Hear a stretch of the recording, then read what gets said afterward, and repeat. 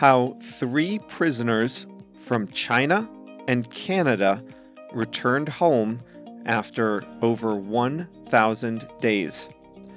Hi there, everyone. I'm Jeff, and this is Plain English, where you can upgrade your English with current events and trending topics. This is lesson number 412. JR, the producer, has uploaded the full lesson to plainenglish.com/412. Today, we'll continue the story of Meng Wanzhou and the 2 Michaels. If you haven't listened to lesson 411, go ahead and do that now. That lesson features the first half of the story that you'll need to understand today's lesson. But to summarize, in December 2018, the chief financial officer of Huawei, Meng Wanzhou, was arrested in Canada, charged with violating economic sanctions against Iran. In retaliation, China arrested 2 Canadians and charged them with espionage. Each side held their respective prisoners for almost 3 years. In today's lesson, we'll talk about how they all made it safely home.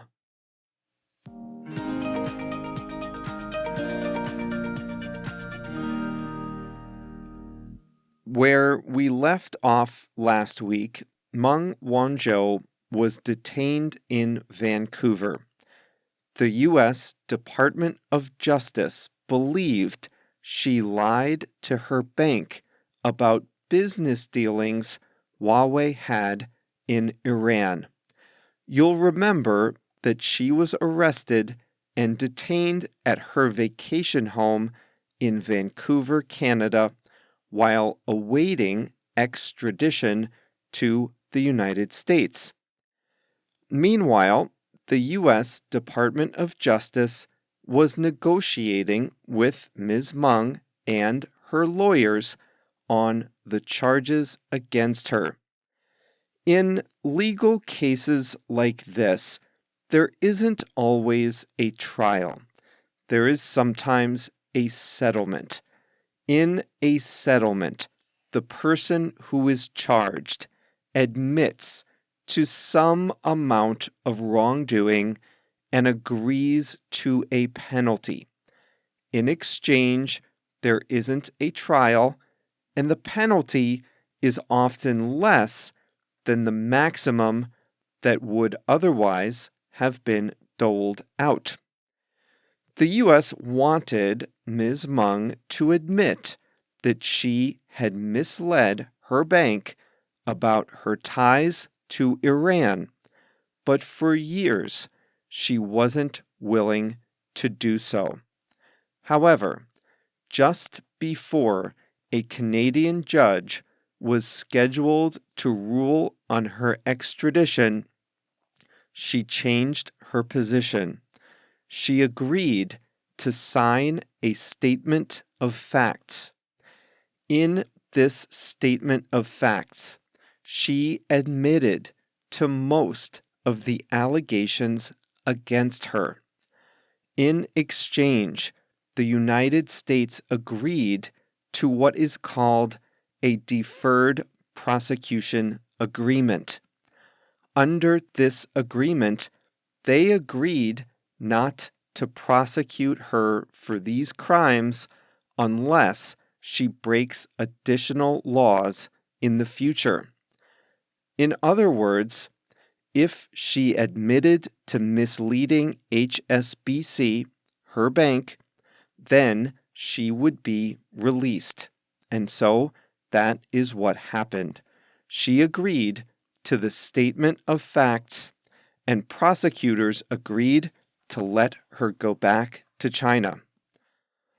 On Friday afternoon, September 24th, she went to the airport in Vancouver to return home.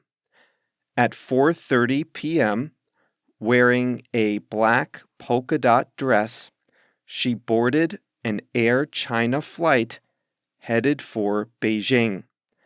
The Chinese ambassador to Canada was on board, as were several Huawei executives. Michael Spavor and Michael Kovrig, the Canadians arrested in China, didn't initially fare as well. As you learned last time, their detention facilities were not luxury vacation homes. But just minutes after Meng Wanzhou left Vancouver, a plane carrying the two Michaels departed from Beijing, heading for Canada. In fact, their release was so rushed, they weren't even told they were going home until minutes before they boarded the plane. About an hour later, Justin Trudeau, the Canadian Prime Minister, told his country the good news. Somewhere over the Pacific, the two planes would have passed each other, one carrying a Chinese citizen to Beijing, the other carrying two Canadian citizens to Calgary. Their lives were different, their charges were different, and certainly their experiences in detention were very, very different. But they were all caught up in a three-way international drama, and all three returned to their homes on September 24th. In Beijing, Ms. Meng was given a hero's welcome as throngs of cheering citizens greeted her back in her native country. In Canada, Justin Trudeau met the two Michaels on the tarmac in Calgary, Alberta, to welcome them home. The standoff is resolved, but tensions remain.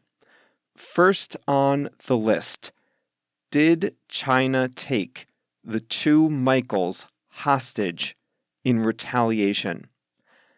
As an observer, I would have to say the answer is obviously yes. The two Canadians were arrested right after Ms. Meng was arrested, and they were freed just minutes after her plane left Canada. Both America and Canada, however, are going out of their way to say this was not a hostage exchange. They insist that the U.S. and Canada made independent judicial decisions about Ms. Meng's case, and in a completely unrelated matter, they were advocating for the release of the two Michaels. Coincidentally, both matters were resolved just minutes apart.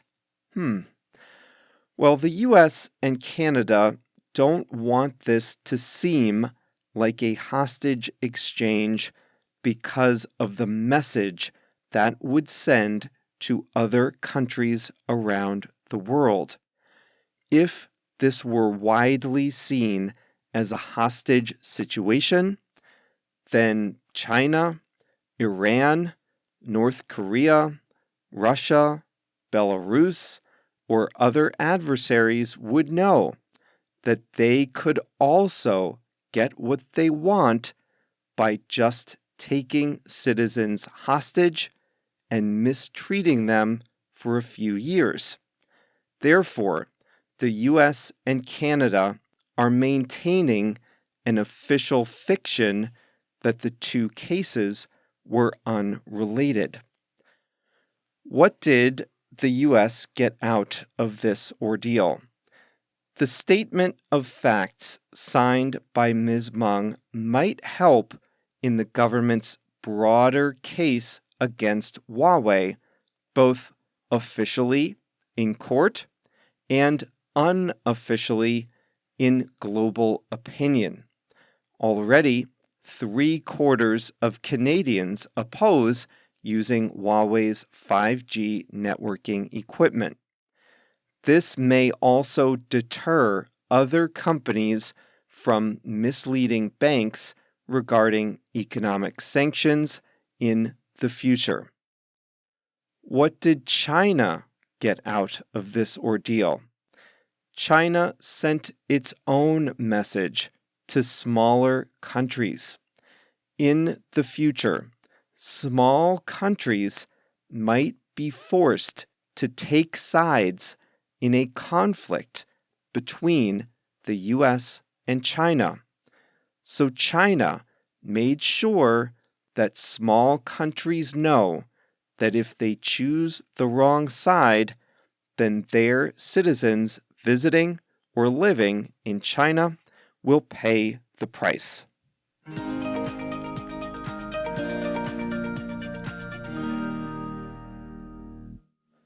If you liked this story, go to the transcript at the very bottom of the page, and you'll see a link to a great podcast episode from the Wall Street Journal about this topic.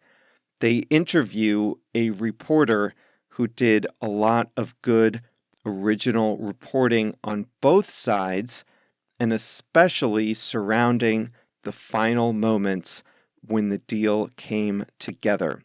It's a good episode if you want to hear more about the topic. Now, by the way, that goes for all of our lessons. If you like the topic, go to the bottom of the transcript and you'll see links to English articles that I use to prepare the lesson. It's a great way to get more vocabulary and practice the topics that you enjoy the most. And it's available to anyone logged in as a member of any level, including the free level.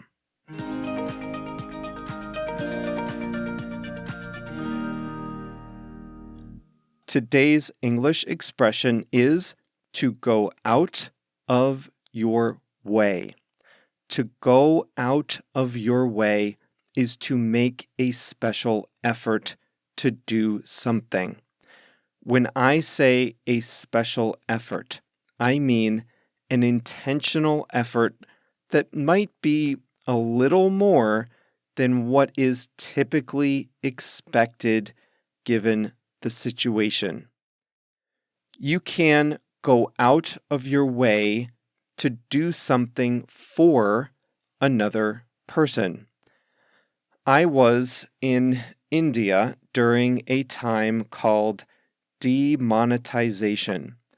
I won't explain it now, but there was a shortage of cash. It was very difficult to get paper rupees. This is complicated in a country that at the time was very dependent on cash. And that was a problem for Indians. It was a real problem for me since I had no cash whatsoever and I couldn't get any. But my coworkers there went out of their way to make me feel comfortable during that time. They made a special effort to make me feel welcome when, honestly, I was pretty nervous about having no access to the local currency. They went out of their way. They made a special effort. So what did they do? Well, if we went out, they made sure we could go to places that accepted credit cards. They drove me to my hotel so that I didn't have to take and pay for a taxi. And one person even gave me some cash so I would feel comfortable going out and exploring. Now that's a special effort. They went out of their way to make me feel comfortable during that very unusual time. I did eventually get some money from an ATM during my second week, by the way. So how did you hear it earlier today? Canada and the US went out of their way to say that the situations of Meng Wanzhou and the two Michaels from Canada were unrelated. Ms. Meng's case was resolved, and her plane departed Canada. Minutes later, the two Canadian prisoners from China flew home. The two cases seemed pretty related to me. But a spokesperson for the U.S. president went out of her way to emphasize that these were separate cases. She made a special effort to make this point. This means she gave this a lot of attention. She made sure nobody was confused about what she was saying. She made a special effort to make sure her message was clear. Have you ever gotten great customer service? Sometimes an employee of a company will go out of their way to help you or make things right. That's always nice. Oh, here's a great example. This is a great example. JR loved a book recently. He reached out to the author on Twitter and said how much he liked that book. Well, the author recently came out with a new book, and he was not at home when he got JR's message, but he promised JR that he would autograph a copy of the new book and send it to JR when he got back home. And he lived in London. So when he got home, he remembered. He signed a hardcover copy of the new book and mailed it overseas from London to Chicago just for JR. He really went out of his way to make one of his biggest fans happy. Go out of your way isn't always a good thing, though. For example, he went out of his way not to talk to me at the party. In that case, the person made a special effort to avoid you at the party. Well, that's not a good thing unless you didn't want to talk to him either.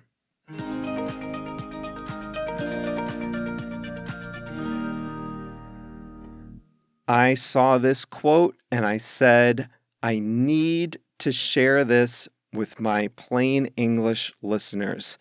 It's by a writer named Moya Sarner. I saw it in a magazine article. She said, perfectionism makes for a thin life lived for what isn't rather than for what it is. If you're forever trying to make your life what you want it to be, you're not really living the life you have.